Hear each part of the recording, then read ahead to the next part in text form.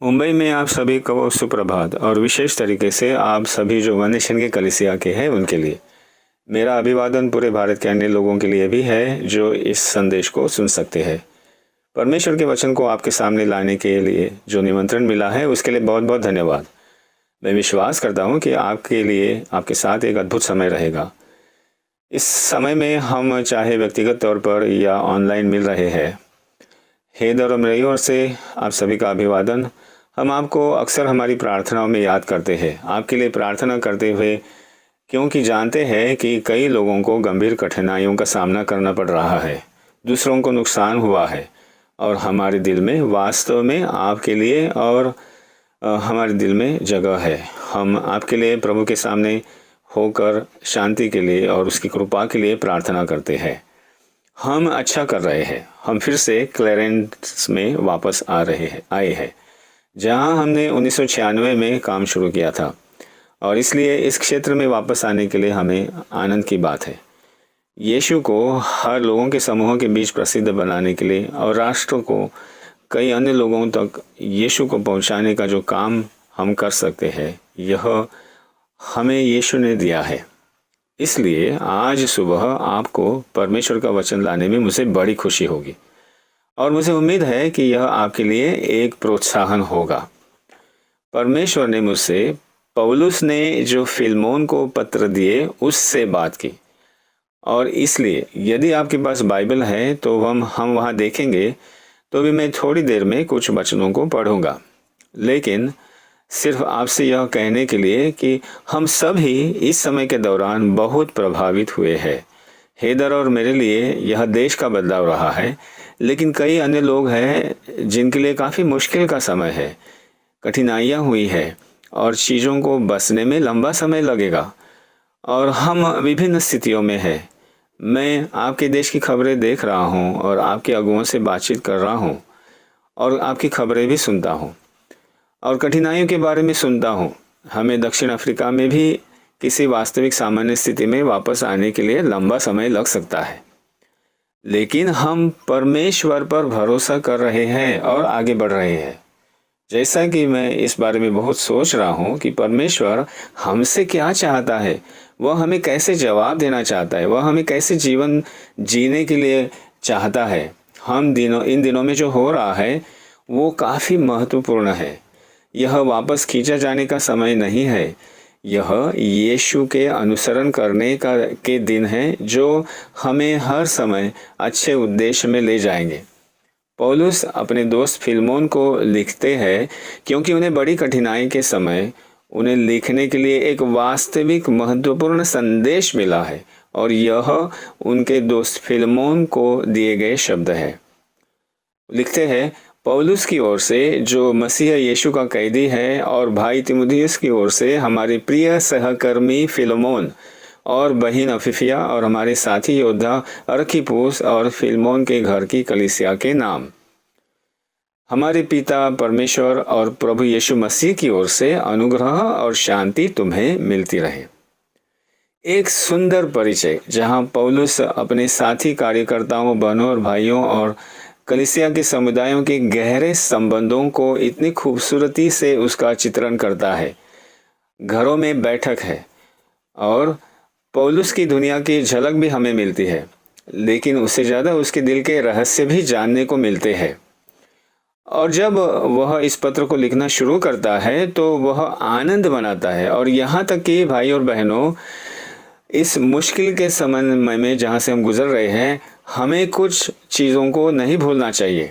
हमें नहीं भूलना चाहिए कि कलवरी के क्रूस के द्वारा यीशु मसीह के अद्भुत काम से हम जुड़े हैं।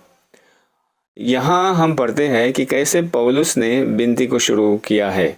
उन्होंने लिखा है, उसमें बहुत कुछ हम सीख पाएंगे और यह बहुत बहुत विशेष पत्र है और मैं व्यक्तिगत रूप से इसे बहुत प्यार करता हूँ क्योंकि पौलुस ने फिलमोन को अधिकार दिया। इसमें 3 लोग शामिल हैं। पौलुस पत्र लिख रहा है। पत्र ओनेसिमुस के बारे में है जो एक भगोड़ा गुलाम है और उसके बाद फिलमोन है, वह आदमी जिसे पत्र लिखा गया है और वह उस गुलाम का मालिक है। वह बहुत महत्वपूर्ण व्यक्ति होगा और पौलुस उससे लिख रहा है और इस मुश्किल की स्थिति के लिए यहाँ से हम 3 प्रतिक्रियाएं, 3 चीज़ें हम सीख सकते हैं। मुझे विश्वास है कि वास्तव में हम सीख सकते हैं। इसलिए पहला पौलुस है। यह एक परिपक्व पिता, वह मसीह का प्रेरित आशा और जीवन के अनंत आशीर्वाद के इस संदेश के साथ एक भेजा गया पत्र, और वह पहले अक्षरों में ही हम देखते हैं पत्र के लेखक। लेकिन उनके विषय, जैसा कि मैंने कहा, उनेसिमुस है, एक नौजवान जिसने किसी कारण से बहुत कुछ किया, बहुत सोचा और भाग गया। वह फिलमोन का घर छोड़ दिया और सिर्फ एक रात वह दूर भाग जाता है।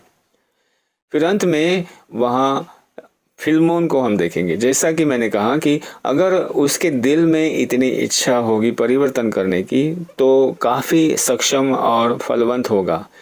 इसलिए मैं आपसे बात करना चाहता हूँ, आपको सिर्फ कुछ वचनों के माध्यम से ले जाता हूँ और आपसे बात करता हूँ, क्योंकि मेरा मानना है इन लोगों में से प्रत्येक से हम चीज़ों को सीख सकते हैं और जो इन दिनों में हमारी मदद करेगा। पौलुस से क्या सीखेंगे? अब सबसे पहले हम देखते हैं कि उसकी खुद की जो स्थिति है बहुत कठिन है। पौलुस यीशु का कैदी है, पौलुस जेल में बैठा है, लेकिन पौलुस के लिए मसीह यीशु के कैदी होने के नाते दूर हो या जेल में हो फर्क नहीं पड़ता है। यह उसके जीवन के बारे में था जो यीशु को उसने दिया था, कि उसने अपना सब कुछ प्रभु को दे दिया था। वह कैदी बन जाए, वह जैसा भी था वह यीशु के लिए कैद हुआ था। वह जंजीरों में था यीशु के लिए, इसलिए नहीं कि कुछ लोगों ने उसे जेल में डाला था। उसकी खुद की स्थिति बहुत कठिन है, फिर भी जैसा कि हम पढ़ते हैं वह दूसरों के बारे में सोच रहा है। उसका दिल दूसरों के लिए है। यह खुद की दया का समय नहीं है। यह उसके जेल की कोठरी में बैठने के बारे में नहीं है। वह ये नहीं कर रहा है, ओ मैं गरीब, मैं क्या करूं, मेरा जीवन कैसे बीतेगा। नहीं नहीं, वह ये बात नहीं कर रहा है। वह मसीह के जेल में है। वह उसकी स्थिति है यीशु के लिए उसकी स्थिति। वह फिर भी दूसरों के बारे में सोच रहा है। जैसा कि अपने अन्य पत्रों में कहता है, मैं दिन रात प्रार्थना करता रहता हूँ। वह लगातार कलीसियाओं और लोगों के लिए प्रार्थना कर रहा है। और पौलुस के पत्र में जो निकलता है वह सुसमाचार, ताकतवर सुसमाचार, एक उच्च विश्वास। यीशु मसीह का यह सुसमाचार जीवनों को बदलता है। यह सुसमाचार जो एक भगोड़ा गुलाम स्वीकार करता है, जिसके बारे में हम एक क्षण में बात करेंगे, और परमेश्वर के लिए वास्तव में लाभदायक बनने के लिए अपना जीवन को बदल देंगे। हम देखते हैं कि कैसे सुसमाचार आपको पकड़ लेता है, मुझे पकड़कर हमें बदल देता है। मेरा दिल गर्व से भरा और कठोर था। मैं सुसमाचार पाने के पहले मेरे लिए दुनिया बदलने जा रहा था। सुसमाचार आपके दिल को बदल देता है और अब अचानक आप दूसरे के लिए जीने लगते हैं। आप मसीह के कैदी बन जाते हैं और उसके लिए जीते हैं। क्या एक सुसमाचार इतना सुंदर है? हाँ, और यदि आप इसे आज सुबह सुन रहे हैं और सुसमाचार का प्रभाव आपके दिल पर नहीं हुआ है, तो आप यीशु के नाम को पुकारें। बाइबल कहती है कि जो कोई भी यीशु के नाम को पुकारेगा वह उससे बच जाएगा। किस से बचेगा?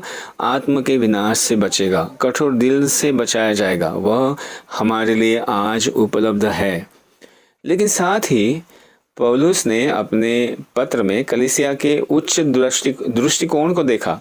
उसने न केवल कलीसिया में आनंद बनाया, पर वह जानता है कि परमेश्वर का समुदाय एक साथ खड़ा हो सकता है और एक दूसरे के जीवन पर बहुत प्रभाव डाल सकता है। यह वही है जिसके बारे में वह लिख रहा है और समझा रहा है। सबसे महत्वपूर्ण, केवल उसके पास जो कुछ भी है उसका उपयोग करते हुए पौलुस दूसरों के लिए कार्य करता है। इसलिए आज सुबह मेरी पहली बात यह है कि भले ही उसकी कठिन स्थिति है, वह जंजीरों में है, वह बंद है, वह एक स्वतंत्र आदमी नहीं है जैसा कि वह था, लेकिन वह दूसरों के बारे में सोच रहा है और वह दूसरों की ओर से काम करता है। यह हमारे लिए कोई बात नहीं कि हम कैसे हैं, चाहे हम कहीं भी हो, चाहे हम दक्षिण अफ्रीका की कोई ग्रामीण इलाके में हो या भारत के कोई बड़े शहरों में हो या दुनिया के अन्य देशों में हो, यह एक ऐसा समय है दूसरों की ओर से ध्यान लगाने का, दूसरों को देखने का, उनके लिए कार्य करने का। क्या मैं आपको ऐसा करने के लिए जारी रख सकता हूँ? क्योंकि मैंने भारत में जो कुछ हो रहा है उसकी बड़ी कहानियाँ सुनी है, अच्छी कहानियाँ। तो इस समय को खुद की दया करने का समय नहीं है, लेकिन दूसरों के प्रति सचेत रहने का समय है। दूसरी बात जो हम सीखना चाहते हैं वो उनेसिमुस के जीवन से है। उनेसिमुस एक जवान आदमी था और जैसा कि मैंने कहा वह एक भगोड़ा गुलाम। अब मैं आपको संक्षेप में समझाता हूँ कि यदि कोई गुलाम बाइबल के समय के अनुसार अगर अपने मालिक से दूर भाग जाता है तो उसके दो परिणाम होते हैं। पहला परिणाम होगा उसकी मृत्यु, उसे सूली पर चढ़ा दिया जाता है या उसे मौत के घाट उतार दिया जाता है। यह परिणाम होता था। अगर कोई गुलाम भाग जाता तो उसे मौत के घाट उतार दिया जाता था। दूसरा परिणाम, अगर गुलाम के स्वामी के द्वारा कुछ अगर दया दिखाई भी दी गई तो उसके जीवन भर के लिए उसके साथ उसके माथे पर एक निशान लगाया जाता था जो साबित करता था कि यह एक भगोड़ा गुलाम है और अपने पूरे जीवन के लिए वह अपने माथे पर इस निशाने को लेकर चलता था। तो सभी को मालूम हो जाता था कि यह एक भगोड़ा गुलाम है। अगर इस पर दया दिखाई गई है तो इस प्रकार का उसका परिणाम होता था। और इसलिए उनेसिमुस के लिए जब हमने पढ़ा कि वह भाग गया तो वह एक भयानक स्थिति में था, वह एक भयानक डरावनी स्थिति में था और उसने इफिसुस के या रोम के शहर के भीड़ में छिपने की कोशिश की होगी। जहां भी कहीं गया वहां पौलुस मिला, लेकिन उनकी स्थिति हमेशा बड़े खतरे और कठिनाई में से थी। यह बहुत ही निराशाजनक स्थिति थी। हो सकता है कि इन दिनों में आप ऐसी स्थिति में हो जहां आप निराशा को महसूस करते हो। आपको लग सकता है कि यह जीवन क्या है, मेरे लिए चीज़ें इतनी कठिन और असंभव है। मैं कभी इन समयों में कैसे कुछ प्राप्त कर सकता हूँ, मुझे काम कैसे मिलेगा, मैं कब अपने परिवार को चीज़ें ला सकता हूँ, बच्चों की पढ़ाई कैसे पूरी कर सकता हूँ। शायद आप निराशाजनक महसूस कर सकते हैं। ठीक है, मैं आपको बता दूं कि उनेसिमुस सबसे निराशाजनक स्थिति में था और परमेश्वर एक आदमी को उसके रास्ते में रख देता है। पौलुस नामक व्यक्ति, सुसमाचार को ले जाने वाला व्यक्ति। पौलुस एक आदमी है जो अपनी स्थिति को नहीं देख रहा है, लेकिन एक आदमी को जो दूसरे की परवाह करता है। और उस भगोड़े गुलाम से मिलने और उसकी कहानी सुनाने के बाद वह उनेसिमुस को यीशु मसीह का अद्भुत सुसमाचार बताता है। जहां उम्मीद नहीं थी वहां अब उम्मीद आई है।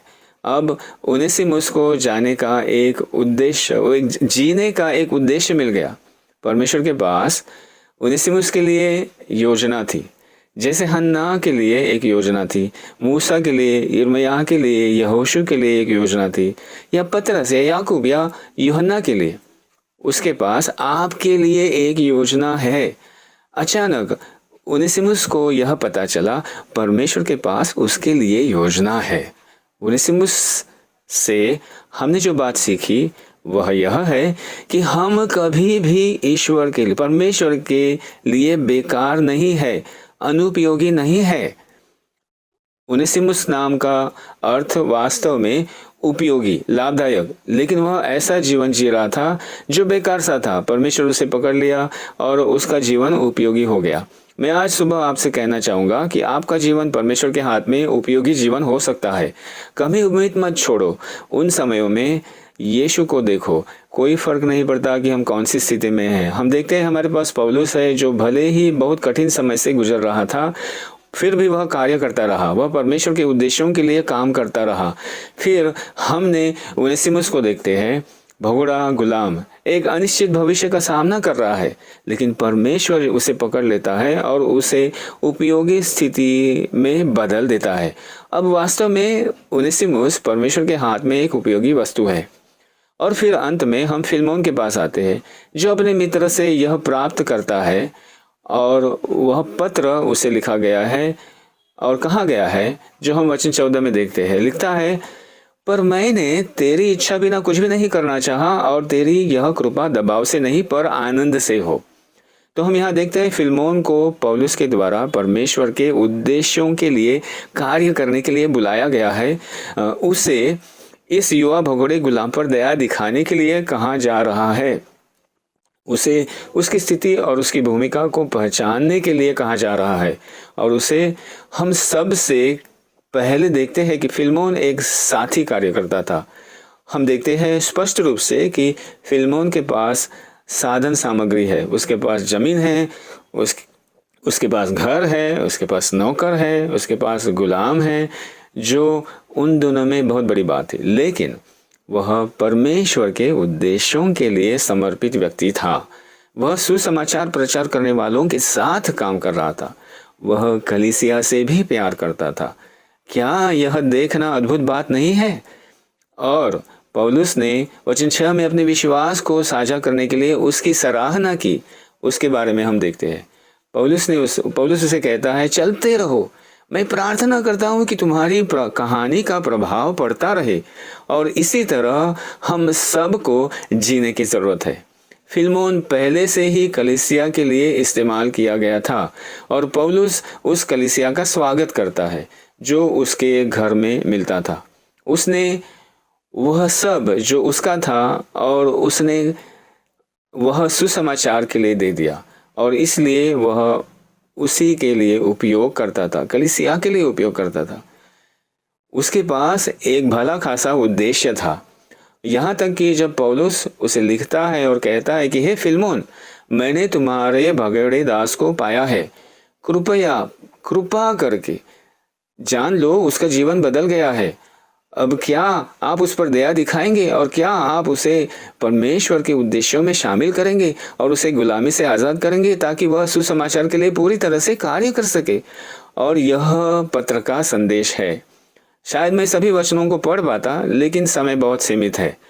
मुख्य संदेश क्या है जो हमारे पास आता है फिलेमोन के बारे में?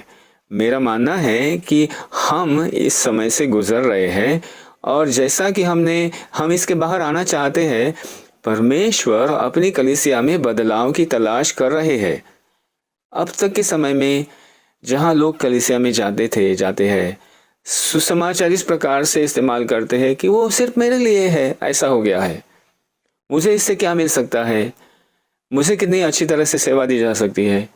मेरा मानना है कि परमेश्वर चाहता है कि इन दिनों में, इस नए युग में जिसने हमें लाया है, हमें परिवर्तन देखना होगा, हमें परिवर्तन लाना होगा। परमेश्वर चाहता है कि हम एक अलग दिल के साथ बाहर आए। और यदि हम सभी को आज सुबह पौलुस के इस पत्र अगर प्राप्त होगा, पौलुस से अगर हमें एक पत्र मिलेगा, तो हमारे लिए यह कहना होता कि जो भी आपके पास है, क्या आप इसे यीशु के मसीह सुसमाचार के लिए उपयोग करेंगे?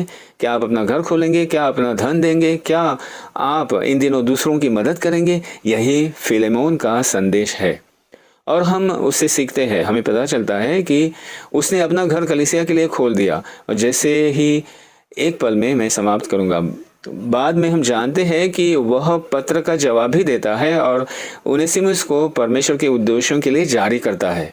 उसका मतलब है कि वह अपने धन को दे रहा था, वह अपनी संपत्ति का इस्तेमाल कर रहा था। वह एक साथी कार्यकर्ता था, वह अपने विश्वास को साझा कर रहा था। इन दिनों में परमेश्वर ऐसी ही कलीसिया की खोज कर रहा है जहां हमारी संस्कृतियां या हमारे कष्टों का प्रभाव उस पर नहीं होगा। फिलेमोन के समय के अनुसार उनकी संस्कृति ने मांग की कि उसके दास को क्रूस पर चढ़ाया जाए या उसके सर पर निशाना लगाया जाए। इन बातों में से कुछ भी नहीं हुआ। इसका मतलब है कि फिलेमोन ने उस समय के संस्कृति के खिलाफ जीवन जिया। वह उन लोगों के खिलाफ खड़ा हो गया। क्या आप उसके दोस्तों की कल्पना कर सकते हैं जब उन्होंने सुना कि एक गुलाम रिहा कर दिया गया है, ये तुमने क्या किया? वह हमें बहुत प्रभावित करने वाली बात है। शायद विरोध किया गया, शायद फिल्मों के लिए समुदाय के में उसके बारे में कुछ बातें कही गई, लेकिन उसने सुसमाचार मुख्य रखा, न कि लोगों ने जो सोचा या मांग की। मेरा मानना है यही परमेश्वर हमसे चाहता है इन दिनों में। इस महान पत्र का परिणाम क्या हुआ? पौलुस एक आशाहीन भगोड़ा गुलाम से मिलता है। वह उसके साथ सुसमाचार साझा करता है। यह उनेसिमुस का दिल बदल गया और निराशा से अब वो आशा में आ गया। और तब पौलुस को पता चलता है कि यह दास उसके एक मित्र के द्वारा, जो कि सुसमाचार के एक साथी कार्य करता है, उसका था। वास्तव में ओनेसिमुस जहाँ है वहाँ एक कलीसिया उसके घर में मिलती है। उनका जीवन बदल गया है। फिर इस पत्र को लिखता है, कृपा करके उसको मुक्त करे। हम नहीं जानते कि वास्तव में क्या हुआ, लेकिन कई साल बाद वहाँ अन्य पत्र लिखे गए और उनमें से एक इफिसुस के सभी चर्चों का निरीक्षण करने वाला था। यह फिलमोन के पत्र लिखे जाने के कई वर्षों के बाद हुआ, लेकिन पत्र लिखा गया था और यह इफिसुस के प्राचीनों के अलावा किसी और को नहीं लिखा गया था, जिसका नाम उनेसिमुस था। बाइबल के इतिहासकारों का मानना है कि पौलुस के कई साल बाद इफिसुस का बिशप, वो एक गुलाम, उसके अलावा और कोई नहीं था। परमेश्वर ने एक व्यक्ति को एक हताश स्थिति में से बाहर निकाला। पूर्ण आशाहीनता से एक व्यक्ति जो संभावित मृत्यु का सामना कर रहा है, ऐसे व्यक्ति को उसने जीवन में हार मान ली थी। उसकी स्थिति बहुत खराब थी और उसने एक महत्वपूर्ण चर्च का अगुवा बनने के लिए उसे ऊपर उठाया। वास्तव में उन्हें जिम्मेदारी दी गई। इफिसुस में कलीसियाओं की देखरेख करते हैं। ओनेसिमुस, जिसका जीवन एक बेकार था, एक महत्वपूर्ण अगुवा बन गया। भाई और बहनों, एक ताकतवर सुसमाचार। जब पौलुस ने ओनेसिमुस से कहा, मेरे पास आपके लिए अच्छी खबर है, मेरे पास तुम्हारे लिए एक अच्छी खबर है, यह वास्तव में अच्छी खबर थी। यीशु बचाता है, यीशु परिवर्तन करता है, यीशु आपको अपना आत्मा देता है। आप सच में यीशु के हाथ में उपयोगी हो सकते हैं। वाह, वो दिन कैसा होगा जब ओनेसिमुस को यीशु ने पाया तो उसके जीवन को बदल दिया था और बिल्कुल आशाहीनता से वो पूरा आशा भरा हुआ। जैसा कि मैंने कई बार कहा, वह उभर जाता है, वह परमेश्वर के वचन सीखता है, वह पौलुस से समझता है कि यीशु क्या है और परमेश्वर उसे पूरा करता है। वह प्रचारक बन जाता है। प्रचारक, मुझे यकीन है उसने हर किसी के लिए ऐसी दया दिखाई जब वह कि पहली शताब्दी के दूसरे भाग में इफिसुस के चर्चों के प्राचीन बन गए।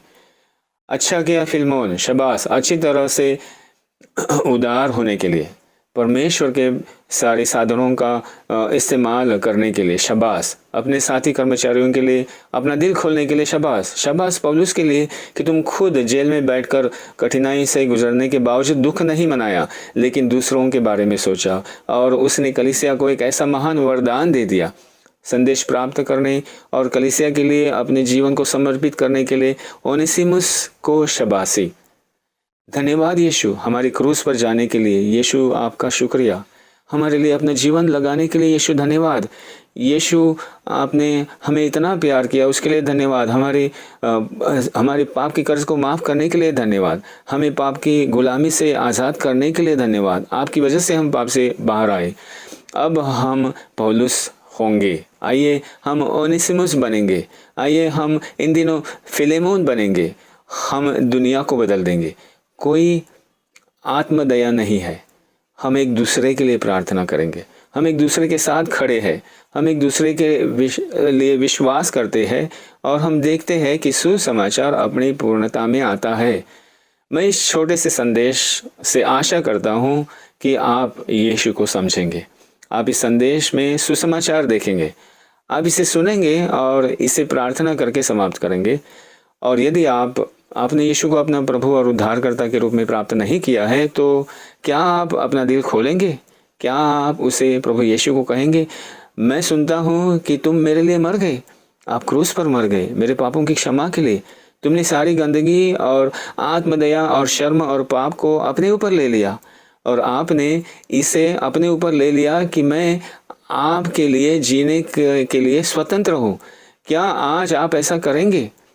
उसे अपना जीवन दे और अनुभव करे कि यह युवा भगोड़ा दास, उसने क्या अनुभव किया।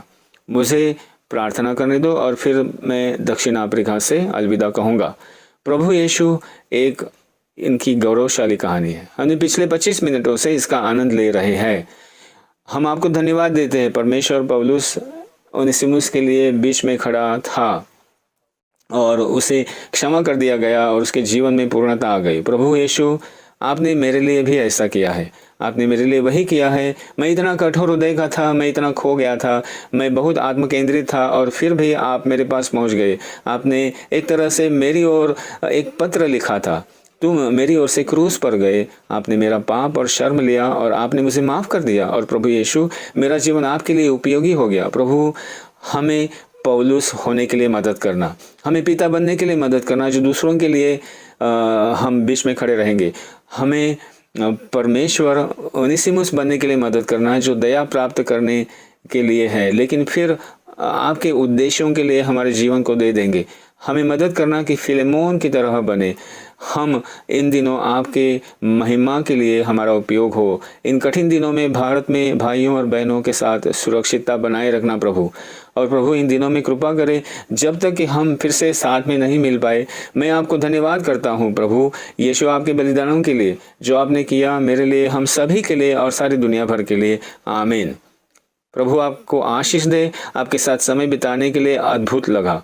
मुझे आशा है कि यह बातें आपको प्रोत्साहित करेगी और मुझे आशा है कि हम जल्द मिल पाएंगे। हैदर और मुझसे और यहाँ दक्षिणी अफ्रीका की कलीसिया से आप सभी को प्यार। बाय।